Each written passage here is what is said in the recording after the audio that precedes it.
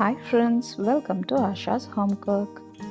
இன்னைக்கு நம்ம பார்க்க போகிற ரெசிபி ரெஸ்டாரண்ட் ஸ்டைலில் க்ரீமி டொமேட்டோ சூப். வாங்க இதை எப்படி செய்கிறதுன்னு பார்க்கலாம். ஃபர்ஸ்ட் ஒரு கடாய் வச்சுக்கோங்க. இதில் 1 டேபிள் ஸ்பூன் பட்டர் சேர்த்துருக்கேன். உங்ககிட்ட பட்டர் இல்லைன்னா நெய் சேர்த்துக்கலாம். இதில் 1 பிரியாணி இலை சேர்த்துக்கோங்க. 1 கப் வெங்காயம். இதை ஒரு 30 செகண்ட் அந்த பட்டரில் நல்லா சாட்டே பண்ணிக்கோங்க. இது கூடவே 1 கப் கேரட், இதையும் ஒரு 30 செகண்ட் வரைக்கும் நல்லா அந்த பட்டரில் சாட்டே பண்ணிக்கோங்க. இப்போ இதில் 2 கப் பெங்களூர் தக்காளி, நாட்டு தக்காளி எடுக்க வேண்டாம், ரொம்ப புளிப்பு அதிகமாக இருக்கும். பெங்களூர் தக்காளி சேர்த்துக்கோங்க. இதை ஒரு 5 நிமிஷத்துக்கு நல்லா ஃப்ரை பண்ணிக்கோங்க. இப்போ பார்த்தீங்கன்னா நல்லா அந்த தக்காளியெல்லாம் மசிஞ்ச மாதிரி ஆயிருக்கு இல்லையா?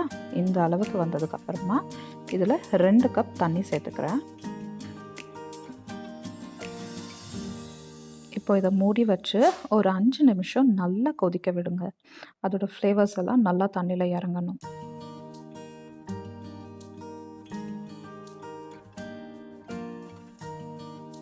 நல்லா கொதிச்சிருக்கு. இப்போது ஸ்டவ் ஆஃப் பண்ணிவிட்டு இது நல்லா சூடு ஆறணும். ஸோ இதுலேயே வச்சோன்னா சீக்கிரமாக சூடு ஆறாது. அதனால் ஒரு ஸ்ட்ரெயினர் வச்சு இதை வடிகட்டிடலாம்.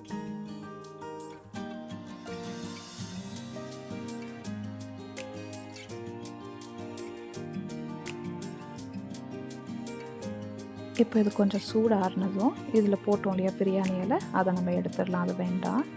இந்த ஆனியன், டொமேட்டோ, கேரட் இதை மட்டும் மிக்ஸி ஜாருக்கு மாற்றி நல்லா மையாக பேஸ்ட் மாதிரி அரைச்சி எடுத்துக்கோங்க.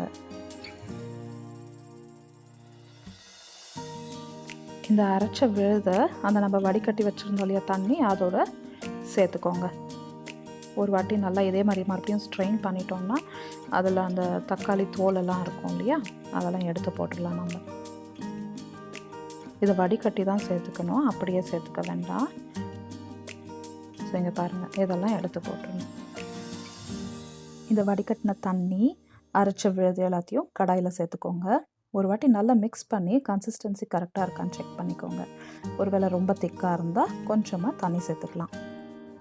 இப்போ இதில் 1 ஸ்பூன் சுகர், 1/2 டீஸ்பூன் சால்ட், ஒரு 1/2 டீஸ்பூன் பெப்பர், இது 3ஐயும் சேர்த்து நல்லா மிக்ஸ் பண்ணிக்கோங்க.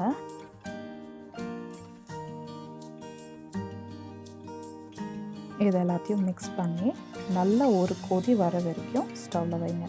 இந்த மாதிரி நல்லா கொதித்ததுக்கப்புறமா ஸ்டவ் ஆஃப் பண்ணிடலாம். நம்ம டொமேட்டோ சூப் சுட சுட க்ரீமியாக ரெடியாக இருக்குது. டோஸ்ட் பண்ண பிரெட் பீஸோடு வச்சு சர்வ் பண்ணுங்கள். இன்னொரு சுவையான ரெசிபியோடு உங்களை சந்திக்கிறேன். Until then, டாட்டா, பாய் பாய்.